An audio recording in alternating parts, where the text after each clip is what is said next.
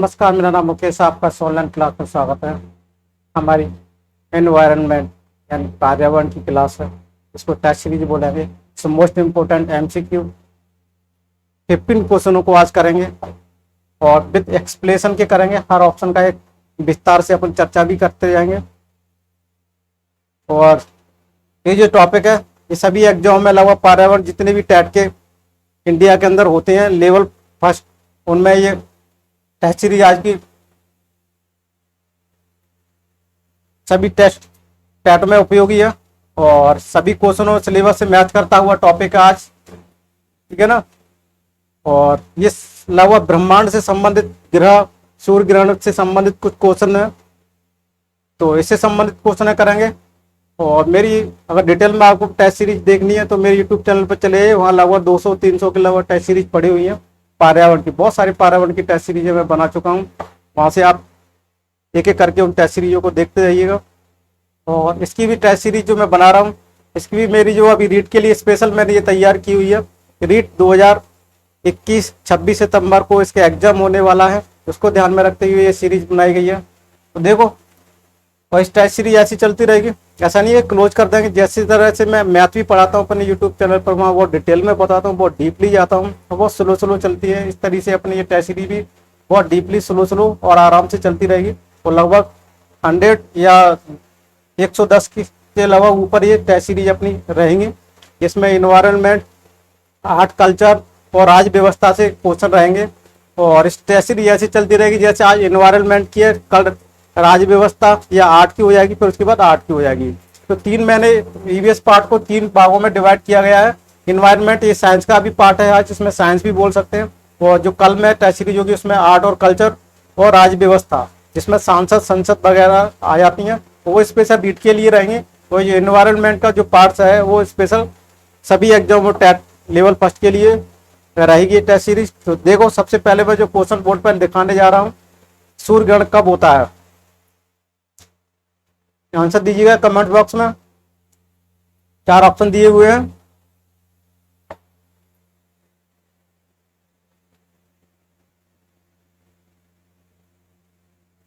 पहला ऑप्शन है चतुर्थांश चंद्रमा के दिन, बी ऑप्शन है प्रतिपदा, सी ऑप्शन है किसी दिन, और डी ऑप्शन है पूर्णिमा।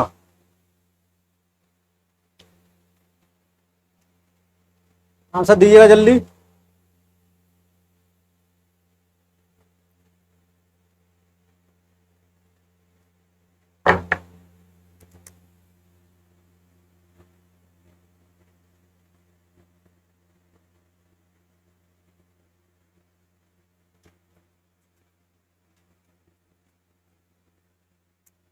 टाइपिंग मिस्टेक हो गई है, सी में किसी दिन दिया हुआ है, वो नहीं है।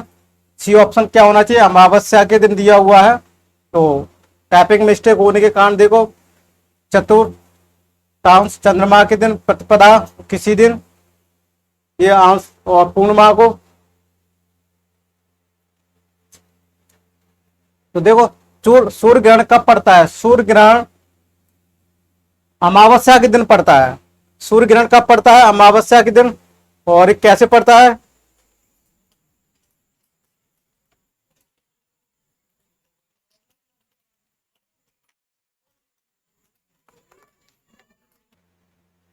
सॉरी फॉर, देखो थोड़ी सी लाइट चली गई तो उसके लिए डिस्टरबेंस हुआ था, सॉरी उसके लिए। अब लाइट आ चुकी है। अब देखो, सूर्य ग्रहण कब होता है, चतुर्थांश चंद्रमा के दिन, और प्रतिपदा किसी दिन, पूर्णिमा को कौन से दिन पड़ता है। देखो, किसी दिन नहीं होता है, सीधा अमावस्या के दिन। टाइपिंग मिस्टेक हो गई है। तो सूर्य ग्रहण कब होता है, अपना आंसर बेसिकली यही होगा, अमावस्या के दिन।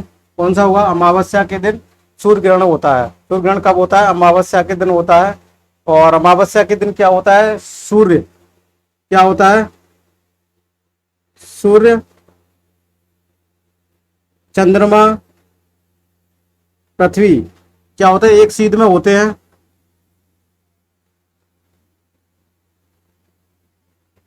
किस में होते हैं, एक सीध में होते हैं। और पृथ्वी की दश, ठीक है।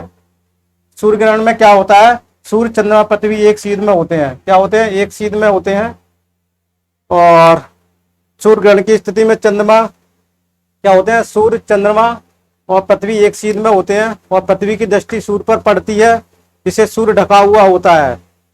और चंद्रग्रहण पूर्णिमा को होता है। चंद्रग्रहण कब होता है? पूर्णिमा को। तो ये अगर चंद्रग्रहण आ गया, चंद्रग्रहण कब होता है? तो चंद्रग्रहण होता है अपना पूर्णिमा को। चंद्रग्रहण कब होता है? पूर्णिमा को होता है। इस तरीके से अपन इसको, अब देखो, प्रत्येक सूर्य ग्रहण होता है केवल पूर्णिमा के दिन, केवल अमावस्या के दिन।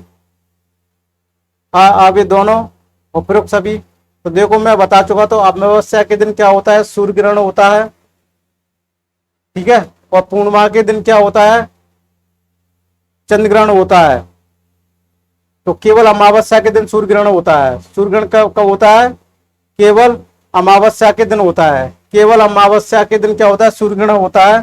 तो देखो सूर्य ग्रहण कब होता है? केवल अमावस्या के दिन होता है। तो अपना कौन सा आंसर हो जाएगा? बी वाला, कि सूर्य ग्रहण कब होता है? केवल अमावस्या के दिन होता है। अपना सही आंसर कौन सा होगा कि सूर्य ग्रहण कब होता है? तो अपना आंसर होगा सूर्य ग्रहण केवल अमावस्या के दिन होता है, ठीक है। सूर्य ग्रहण और चंद्र ग्रहण कब होता है? पूर्णिमा के दिन होता है, ठीक है। वो बता चुका था मैं अगले पहले इससे क्वेश्चन में। तो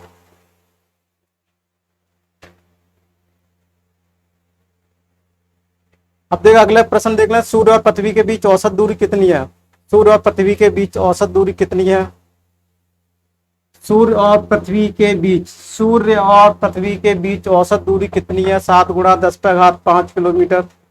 बी ऑप्शन है 100 × 10⁵ किलोमीटर। सी ऑप्शन है 10 × 10⁵ किलोमीटर। और डी ऑप्शन है 150 × 10⁵ किलोमीटर। जल्दी से आंसर दीजिएगा और आंसर बताइएगा कि सूर्य और पृथ्वी के बीच औसत दूरी कितनी है?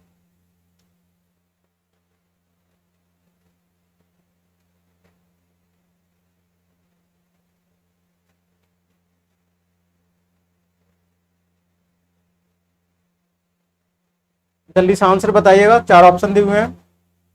सूर्य और पृथ्वी के बीच औसत दूरी होगी, डी वाला आंसर है अपना, कितना होगा? 150 × 10⁶ किलोमीटर। या क्या बोलेंगे? यह क्या होता है? 15 करोड़। क्या बोलेंगे? 15 करोड़ क्या होता है? किलोमीटर। यह कितना होगा? तो इसको बोलेंगे तो कितना हो जाएगा? 15 किलोमीटर हो जाएगा। 15 करोड़ किलोमीटर हो जाएगा। कितना हो जाएगा? या 15 करोड़ किलोमीटर। यानी इस पे कितने आ जाएंगे? इकाई, दहाई, सैकड़ा, हजार, दशा, लाख, 1 2 3, कितने जीरो आ जाएंगे? देखो कितने आ जाएंगे? एक और जीरो आ जाएगा। इकाई, दहाई, सैकड़ा, हजार, दशा, लाख, 10 लाख, करोड़। 15 करोड़ किलोमीटर, ठीक है ना। आंसर कौन सा होगा? डी होगा। अगला प्रश्न चलते हैं। सूर्य की पृथ्वी की दूरी कितनी है? सूर्य से पृथ्वी की दूरी कितनी है? और सॉरी, इसमें क्वेश्चन शायद 1 मिनट, इसमें देखते हैं। देख, सूर्य ग्रहण हो गया था अपना, पृथ्वी और औसत दूरी हो गई थी। सूर्य और पृथ्वी के बीच औसत दूरी, और सूर्य से ये किसके दूरी हुई थी? सूर्य और पृथ्वी के बीच। अब सूर्य से पृथ्वी की दूरी कितने किलोमीटर है? अब देखो ये मिलियन में दी हुई है। अंतरराष्ट्रीय पद्धति होती है ये।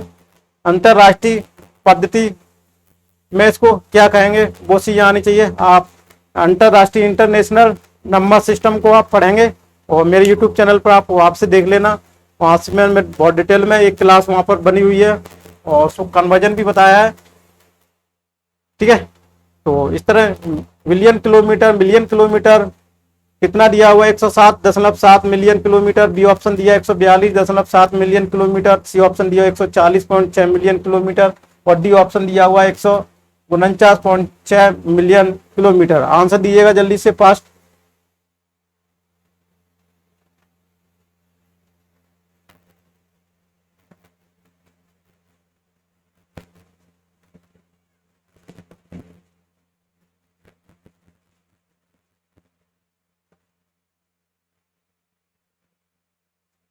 तो देखो सूर्य से पृथ्वी की दूरी कितनी होगी? 149.6 मिलियन किलोमीटर। डी वाला ऑप्शन होगा, ठीक है ना। कितना होगा? डी वाला ऑप्शन होगा। 1 मिलियन बराबर 106 होता है। तो अपना आंसर कौन सा हो जाएगा, डी वाला आंसर सही हो जाएगा। अब देखो पांचवा वाला, सौर मंडल का सर्वाधिक गर्म ग्रह कौन सा है।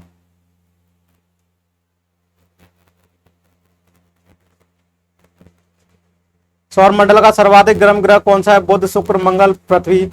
इसकी भी मैं डिटेल में आपको मेरे टेस्ट सीरीज आप देख लेना, बहुत सारे डिटेल में मैंने टेस्ट सीरीज मेरे यूट्यूब चैनल पर आपको वहां पर है, और प्लेलिस्ट में देखिएगा पर्यावरण वाली में, वहां पर मैंने बहुत डिटेल में क्वेश्चनों को कलेक्शन किया हुआ है, बहुत डिटेल में वहां पर आप पढ़ाया है। यहाँ पर कुछ मोस्ट इंपोर्टेंट को मैंने क्वेश्चन को समावेश किया है।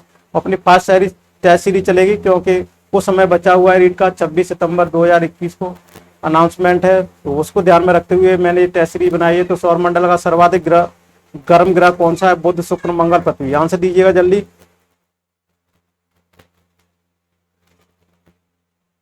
सौर मंडल का सर्वाधिक गर्म ग्रह कौन सा है, तो देखो सौर मंडल का सर्वाधिक गर्म ग्रह क्या है, शुक्र है। कौन सा है, शुक्र है। और शुक्र को पृथ्वी की जुड़वा बहन बोलते हैं। क्या बोलते हैं, शुक्र को पृथ्वी की जुड़वा बहन तथा सुंदरता की देवता और भोर का तारा भी कहा जाता है। देखो यहाँ से अलग अलग क्वेश्चन भी बन सकते हैं कि सौर मंडल का सर्वाधिक गर्म ग्रह कौन सा है, शुक्र है। और शुक्र को पृथ्वी की जुड़वा बहन और तथा सुंदरता का देवता भी कहा जाता है। शुक्र को क्या कहा जाता है, पृथ्वी की जुड़वा बहन और सुंदरता का देवता भी कहा जाता है, और भोर का तारा भी कहा जाता है। शुक्र को क्या कहा जाता है, देखो भोर का तारा भी कहा जाता है, शुक्र को भोर का तारा भी कहा जाता है, और पृथ्वी की जुड़वा बहन भी कहा जाता है, और सुंदरता का देवता भी कहा जाता है शुक्र को। तो देखो इतने सारे क्वेश्चन इसमें से बन सकते हैं। और बुध सबसे छोटा और सूर्य के सबसे निकटतम ग्रह कौन सा है, अगर ये पूछ लिया जाए कि सूर्य के सबसे निकटतम और सबसे छोटा ग्रह कौन सा है, तो सबसे छोटा ग्रह कौन सा है, बुध है, और सूर्य के सबसे निकटतम भी है। सूर्य क्या है, देखो बुध ग्रह एक ऐसा है जो सूर्य के सबसे नजदीकी है और छोटा ग्रह भी है। और मंगल को क्या कहा जाता है, मंगल को लाल ग्रह कहा जाता है। इस पर आयरन ऑक्साइड के कारण क्या होता है, लाल होता है। आयरन ऑक्साइड की अधिकता होने के कारण मंगल ग्रह लाल दिखाई देता है, और मंगल ग्रह को लाल ग्रह भी कहा जाता है। इसे देवताओं का ग्रह भी कहते हैं। इसके क्या कहते हैं, इसे देवता का ग्रह भी कहते हैं। और पृथ्वी को नीला ग्रह कहा जाता है। देखो पृथ्वी को क्या कहा जाता है, जो चार ऑप्शन दिए, मैं चारों ऑप्शनों का विस्तार यहाँ बता दिया है विस्तार से कि डी, पृथ्वी को नीला ग्रह कहा जाता है क्योंकि जल की उपस्थिति अधिक होने के कारण क्या है, ये नीली दिखाई देती है, इसलिए पृथ्वी को नीला ग्रह कहा जाता है। उसे हरा ग्रह भी कहते हैं क्योंकि यह वनस्पति की अधिकता है। पृथ्वी को हरा भी बोलते हैं, हरा ग्रह भी बोलते हैं। नीला ग्रह पानी के कारण होता है, हरा ग्रह वनस्पति की अधिकता के कारण होता है। तो देखो चार ऑप्शन के बारे में मैं बता चुका हूं, फिर भी अब देख लो। तो सौर मंडल का सर्वाधिक गर्म ग्रह तो शुक्र ही है। कौन सा है, गर्म ग्रह शुक्र है, ठीक है। और शुक्र को क्या कहा जाता है, पृथ्वी की जुड़वा बहन, पृथ्वी की जुड़वा बहन भी कहा जाता है, और सुंदरता के देवता भी कहा जाता है, और भौर का तारा भी कहा जाता है। भौर का तारा क्वेश्चन आया, भौर का तारा कौन होता है, शुक्र होता है। और पृथ्वी की जुड़वा बहन भी शुक्र को बोला जाता है। और क्या होता है, सुंदरता का देवता भी शुक्र को कहा जाता है। और मंगल ग्रह को देखो, अब फिर मंगल ग्रह के बारे में चलते हैं। मंगल ग्रह को लाल ग्रह कहा जाता है, ठीक है। और आयरन ऑक्साइड की अधिकता के कारण इसको लाल ग्रह लाल दिखाई देता है, इसलिए लाल ग्रह कहा जाता है। इसे देवताओं को ग्रह भी कहते हैं। और पृथ्वी को क्या कहा जाता है, नीला ग्रह भी कहा जाता है। और पृथ्वी को हरा भी ग्रह कहा जाता है, नीला ग्रह पानी की अधिकता के कारण, और हरा ग्रह भी कहते हैं या वनस्पति की अधिकता के कारण। अपना आंसर सही है, अपना बी वाला। अब देखते हैं छठवां क्वेश्चन, इवनिंग स्टार किस ग्रह को कहा जाता है। देखो इवनिंग स्टार किसे कहा जाता है, तो मैं बताऊं, भौर का तारा इवनिंग स्टार। इवनिंग स्टार भौर का तारा, इसको इंग्लिश में हिंदी में बोलते हैं भौर का तारा। इवनिंग स्टार किस ग्रह को कहा जाता है, तो देखो मैं बताऊं, वेनस को बोला जाता है, शुक्र को बोला जाता है। यहाँ पर हिंदी के साथ इंग्लिश में भी आपको याद होने चाहिए ग्रह, जिससे कभी कंफ्यूजन नहीं होना चाहिए। मंगल को मार्स बोलते हैं, बृहस्पति को जुपिटर बोलते हैं, शुक्र को वेनस बोलते हैं, शनि को सैटर्न बोलते हैं। तो यहाँ पर इवनिंग स्टार किसको कहा जाता है? इवनिंग स्टार शुक्र को कहा जाता है। किसको कहा जाता है? शुक्र को कहा जाता है, यानी वेनस को। किसको कहा जाता है? शुक्र को कहा जाता है।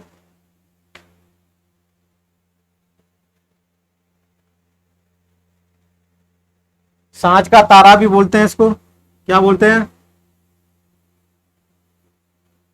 सांझ का तारा, भौर का तारा भी कहते हैं। ठीक है, सांझ का तारा, भौर का तारा भी शुक्र को क्या कहा जाता है। 7वां क्वेश्चन को देखो, 7वां क्वेश्चन को देखो और बताइएगा। इसको रेज कर देता हूँ। इसकी पीडीएफ फाइल भी मिल जाएगी टेलीग्राम चैनल पर, हर टेस्ट सीरीज की आपको मिल जाएगी, और डिस्क्रिप्शन में लिंक भी मिल जाएगी, आप वहां से भी डाउनलोड कर सकते हैं।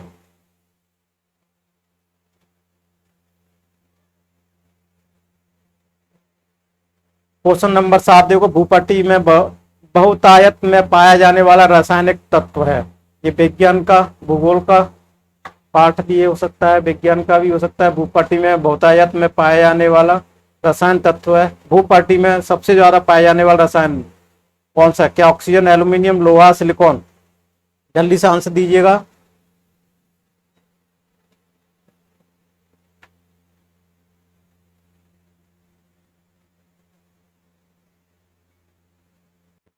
तो देखो, भूपट्टी में बहुतायत में पाया जाने वाला रसायन है ऑक्सीजन। कौन सा है? ये ऑप्शन है अपना ऑक्सीजन, ये वाला आंसर है। वैसे लिखने की जरूरत नहीं है, सी ऑप्शन लगा दिया, ये वाला ऑक्सीजन। भूपट्टी में बहुतायत में पाया जाने वाला रसायन तत्व कौन सा है? ऑक्सीजन है। कौन सा है? और सर्वाधिक, भूपट्टी पर सर्वाधिक मात्रा में पाई जाने वाली धातु कौन सी है? एल्यूमिनियम है। ठीक है, और देखो ये ऑक्सीजन है 40.4 पाई जाती है। सॉरी, कितना है? 40.6। इसका द्रव्यमान, ये क्या, कौन सा है? द्रव्यमान, इसका द्रव्यमान 40.6 होता है ऑक्सीजन का। और इसके बारे में फिर और पढ़ेंगे कि भूपट्टी में बहुतायत में पाई जाने वाली धातु कौन सी है? एल्यूमिनियम है। कौन सी धातु है? एल्यूमिनियम है। और सर्वाधिक मात्रा में पाई जाने वाली उपधातु कौन सी है? सिलिकॉन। सर्वाधिक, भूपट्टी पर सर्वाधिक पाई जाने वाली उपधातु कौन सी है? सिलिकॉन है। और सर्वाधिक धातु पाई जाने वाली एल्यूमिनियम है। और रसायन सर्वाधिक पाया जाने वाला कौन सा? ऑक्सीजन, जिसका द्रव्यमान है 40.6। तो इस तरह से अपन ने सिलिकॉन के बारे में भी बता दिया, एल्यूमिनियम के बारे में भी बता दिया।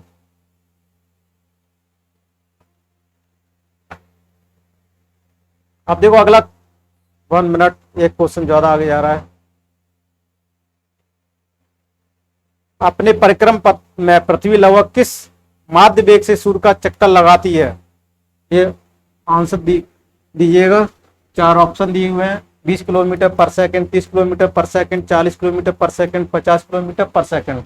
अपने परिक्रमा पथ में पृथ्वी लगभग किस माध्य वेग से सूर्य का चक्कर लगाती है?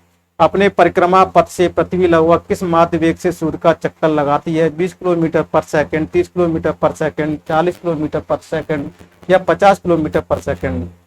अपने परिक्रमा पथ में पृथ्वी लगभग किस माध्य वेग से, अपने परिक्रमा पथ में पृथ्वी लगभग किस माध्य वेग से सूर्य का चक्कर लगाती है? आंसर दीजिएगा जल्दी से, फास्ट।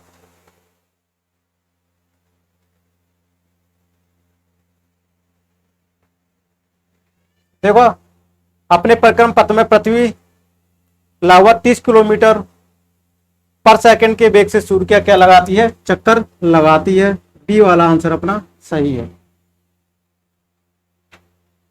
अगला प्रश्न है, दिन रात जिस कारण होते हैं वह है भू परिभ्रमण, पृथ्वी के झुकाव, चंद्रमा के परिक्रमण। आंसर दीजिएगा जल्दी से, सिंपल सा क्वेश्चन है और इसको हर कोई आंसर दे सकता है। आंसर दीजिएगा।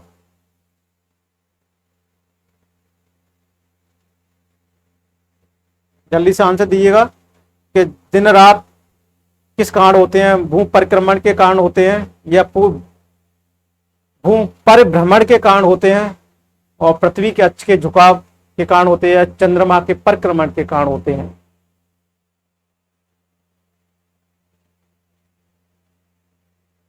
देखो रात दिन, ये रात जिसने दिया हुआ, रात दिन दिया हुआ है, रात दिन, टाइपिंग मिस्टेक है। रात दिन किस कारण से होते हैं? रात दिन किस कारण से होते हैं? तो पृथ्वी का अपने अक्ष पर घूर्णन, पृथ्वी का अपने अक्ष पर घूर्णन, पृथ्वी का अपने अक्ष पर, पृथ्वी का अपने अक्ष पर घूर्णन के कारण क्या होती है? रात दिन होते हैं। समझ में आ गया होगा।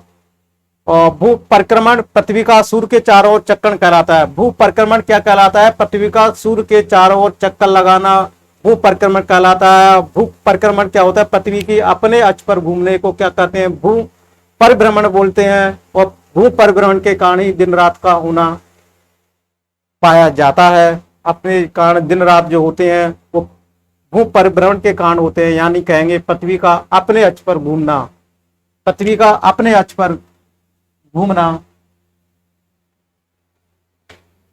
ठीक है, पृथ्वी का अपने अक्ष पर घूमना परिभ्रमण कहलाता है। और पृथ्वी का सूर्य के चारों ओर घूमना परिक्रमण कहलाता है। ये भी इंपॉर्टेंट क्वेश्चन है, अगर ये भी पूछ लिया जाए तो इसको भी आप देख लेना। और मैं राजस्थान की बोर्ड की बुक को ये ब्रह्मांड और पृथ्वी के बारे में डिटेल में बताऊंगा। वहां पर आपको पीडीएफ फॉर्मेट में मैं आपको पढ़ाऊंगा, जहां पर मैं आपको दिखूंगा नहीं, वहां बहुत डिटेल में बताऊंगा, बहुत फास्टली चलेंगे। आप वहां पर उस वीडियो को देखना, ठीक है, अगली क्लास में बनाऊंगा।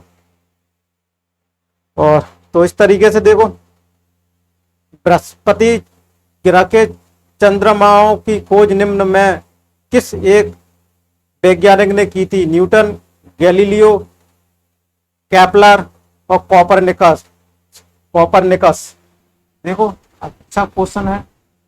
बृहस्पति ग्रह के चंद्रमाओं की खोज निम्न में से एक वैज्ञानिक ने की थी। बृहस्पति ग्रह के चंद्रमाओं की खोज, देखो बृहस्पति ग्रह के जो चंद्रमाओं की खोज किस वैज्ञानिक ने की थी? Newton, Galileo, Kepler, Copernicus. Answer दीजिएगा।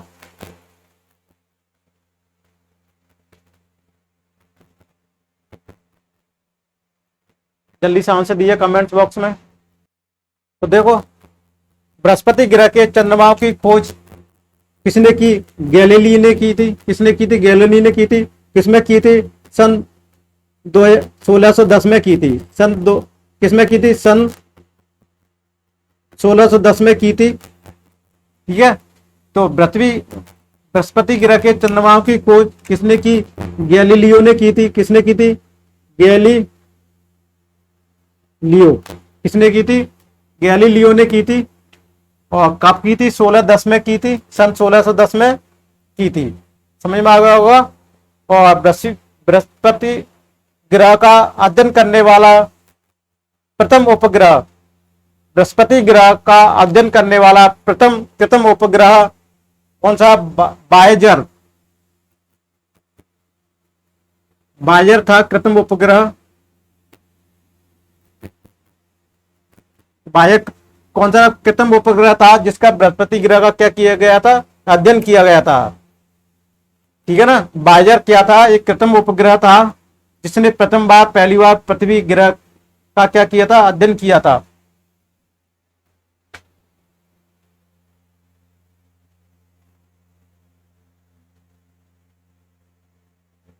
समझ में आ गया होगा ये क्वेश्चन।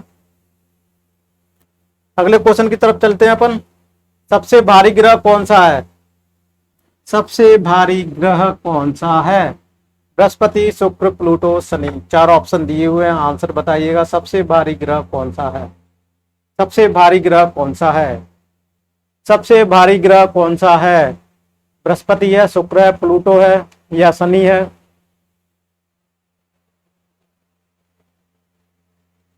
सबसे भारी ग्रह कौन सा है? देखो मैं आंसर दे रहा हूं, सबसे भारी ग्रह बृहस्पति है। सबसे भारी ग्रह कौन सा है? बृहस्पति है।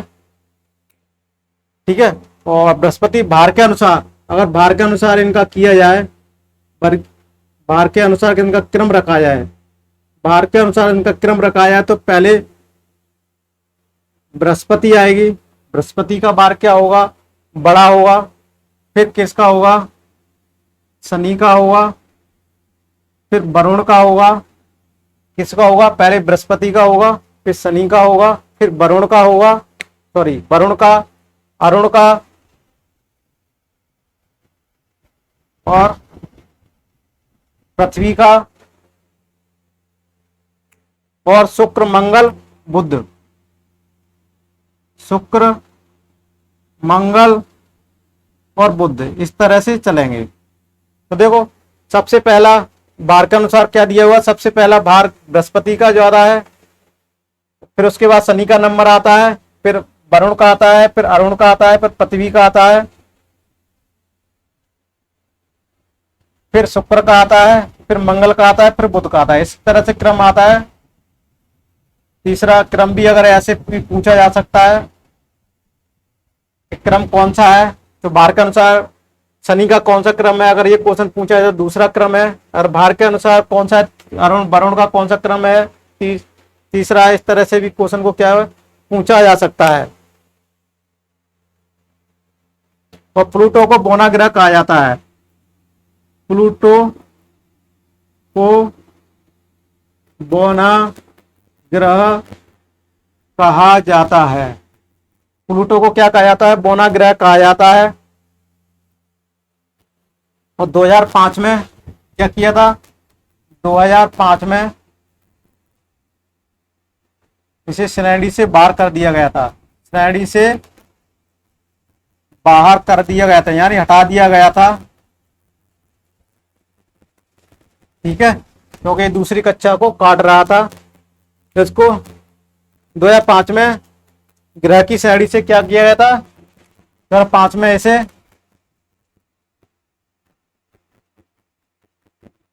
इसे क्या किया था, 2005 में ग्रह श्रेणी से बाहर कर दिया गया था प्लूटो को। ठीक है, ये भी ध्यान रखना है, बौना ग्रह बोलते हैं इसको। तो इस तरीके से अपन करेंगे, इसको ध्यान में आया होगा।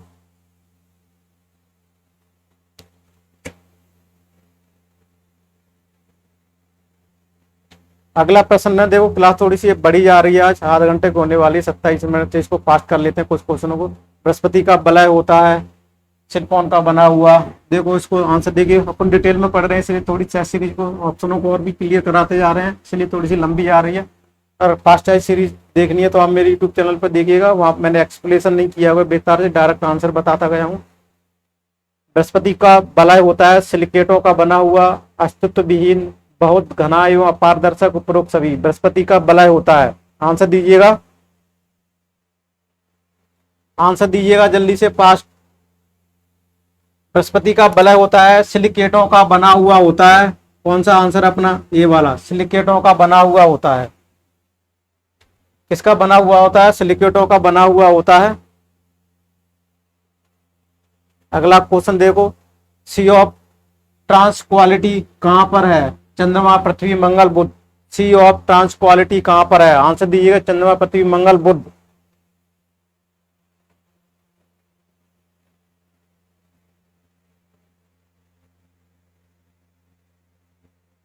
तो देखो सी आर्मस्ट्रांग क्वालिटी कहां पर है, चंद्रमा पर है। कहां पर है, चंद्रमा पर है। सी ऑफ ट्रांस क्वालिटी कहां पर है, चंद्रमा पर है। नील आर्मस्ट्रांग एवं एल्ड्रिन सर्वप्रथम सी ऑफ ट्रांस क्वालिटी पर उतरे थे। यह सह स्थान चंद्रमा पर स्थित है। यह स्थान कहां पर स्थित है, यह स्थान चंद्रमा पर स्थित है। सी ऑफ ट्रांस क्वालिटी कहां पर स्थित है, चंद्रमा पर स्थित है। नील आर्मस्ट्रांग एवं एल्ड्रिन सर्वप्रथम सी ऑफ क्वालिटी पर उतरे थे। ठीक है ना, तो ये अपना आंसर कौन सा हो जाएगा, ए वाला आंसर सही हो जाएगा। अगला क्वेश्चन देखो, इसरो का पूरा नाम क्या है। इसरो का नाम तो आपको याद होगा ही, बहुत हाईलाइट में चला था इसरो का इंडिया के लिए। तो इसरो का पूरा नाम Indian space research organisation, Indian space research office, Indian state research organisation, उपरोक्त में से कोई नहीं। इसरो का पूरा नाम, जल्दी से आंसर दीजिएगा, जल्दी से आंसर दीजिएगा। इसरो का पूरा नाम Indian space research organisation, B option है इंडियन स्पेस रिसर्च ऑफिस, और सी ऑप्शन है Indian state research organisation. D option उपरोक्त में से कौन सा नहीं, आप जल्दी से पास आंसर दीजिएगा, कमेंट बॉक्स में जल्दी से बताइएगा। और अपन लास्ट क्वेश्चन की तरफ चलते हैं, लगभग एक लास्ट क्वेश्चन है। एक क्वेश्चन और होगा, या लास्ट अपन क्वेश्चन इसको मान सकते हैं। ठीक है, तो देखो इसरो को इंडिया, इसरो का फुल फॉर्म क्या बोल सकते हैं इसको, इसरो का पूरा नाम या इसरो का फुल नेम क्या है? तो इसरो का फुल नाम इंडियन स्पेस रिसर्च ऑर्गेनाइजेशन है। क्या बोलेंगे? ये वाला आंसर सही है। ठीक है, भारतीय अंतरिक्ष अनुसंधान, क्या बोलेंगे इसे? भारतीय अंतरिक्ष अनुसंधान संगठन, भारतीय अंतरिक्ष अनुसंधान संगठन, इसको हिंदी में ये बोला जाता है और इंग्लिश में बोला जाता है इंडियन स्पेस रिसर्च ऑर्गेनाइजेशन, और हिंदी में बोला जाता है भारतीय अंतरिक्ष अनुसंधान संगठन। कौन सा ऑप्शन हो जाएगा? ये वाला ऑप्शन सही है। अगला क्वेश्चन देखा जाए अपना, इसरो की स्थापना किसने की थी? जल्दी से आंसर दीजिएगा, 4 ऑप्शन बोर्ड पे आप पढ़ लीजिएगा। इंदिरा गांधी ने, के सिवान ने, विक्रम अंबालाल साराभाई ने, उपरोक्त में से कोई नहीं। इसरो की स्थापना किसने की? इंदिरा गांधी ने, के सिवान ने, विक्रम अंबालाल साराभाई ने, उपरोक्त में से कोई नहीं। देखो इसरो की स्थापना किसने की थी? विक्रम अंबालाल साराभाई ने की थी। सी ऑप्शन अपना सही है, सी अपना ऑप्शन सही है। और कब की गई थी स्थापना? 1962 में की गई थी। कब स्थापना की गई थी? 1962 में की गई थी। और आरंभ में इसका नाम भारतीय अंतरिक्ष राष्ट्रीय अनुसंधान समिति था, जिसका नाम 15 अगस्त 1969 को परिवर्तित कर क्या रखा गया? भारतीय अंतरिक्ष अनुसंधान संगठन रखा गया। ठीक है, सबसे पहले ये किसका नाम क्या था? भारतीय अंतरिक्ष राष्ट्रीय अनुसंधान समिति था, जिसका नाम 15 अगस्त 1969 को परिवर्तित कर भारतीय अंतरिक्ष क्या किया गया था? भारतीय अंतरिक्ष अनुसंधान संगठन रखा गया था। Rocket woman, sorry 1 minute, question आगे निकल गया। रॉकेट वुमन ऑफ इंडिया किसे कहा जाता है? देखो क्वेश्चन भी कोई दिक्कत नहीं है। रॉकेट वुमन ऑफ इंडिया किसे कहा जाता है? एम बनीता, रितु करिदल, डॉक्टर गीता जैन, उपरोक्त में से कोई नहीं। लास्ट क्वेश्चन है, ये अपनी क्लास भी लगभग 32 मिनट की बहुत लंबी हो गई है ना, कोई दिक्कत नहीं है, हो जाती है। क्वेश्चन भी तो 16 किए थे। रॉकेट वुमन ऑफ इंडिया किसे कहा जाता है? एम बनीता, रितु करिदल, डॉक्टर गीता जैन, उपरोक्त में से कोई नहीं। जल्दी से आंसर दीजिएगा। Rocket woman of India Ritu Karidhal को कहा जाता है। किसको कहा जाता है? रितु करदल को कहा जाता है। रॉकेट वुमन इंडिया किसे कहा जाता है? रितु करदल को। तो बी ऑप्शन अपना सही है, बी अपना ऑप्शन सही है, रितु करदल को बोला जाता है। और रॉकेट मैन ऑफ इंडिया किसे कहा जाता है? सिवान को कहा जाता है। रॉकेट मैन ऑफ इंडिया किसे कहा जाता है? सिवान को बोला जाता है। Rocket woman of India Lucknow Uttar Pradesh की रितु करदल को कहा जाता है। इसके प्रमुख मिशन थे मॉम मास ऑर्बिट मिशन तथा चंद्रयान 2। इसको सबसे प्रखर वैज्ञानिक का खिताब दिया गया। ठीक है, तो ये अपना लास्ट क्वेश्चन था।